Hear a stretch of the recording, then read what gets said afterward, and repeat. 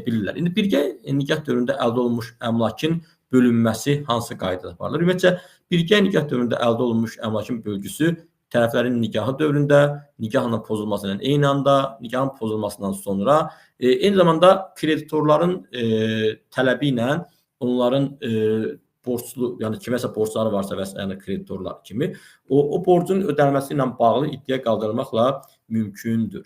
Və birgə mülkiyyət tərəflərin sazişlə də bu mümkündür. Yəni tərəflər ər və arvad hər hansı bir razılıqla saziş bağlamaqla əmlakı bölgüsünü həyata keçirə bilərlər və bu müqavilə mütləq qaydada, notarial qaydada təsdiq olunmalıdır. Əgər tərəflərin birgə nikah dövründə əldə olunmuş əmlakı bölgüsü ilə bağlı hər hansı bir razılığı yoxdursa, onda həmin o tərəflərdən biri bununla bağlı məhkəmədə iddia qaldırmaqla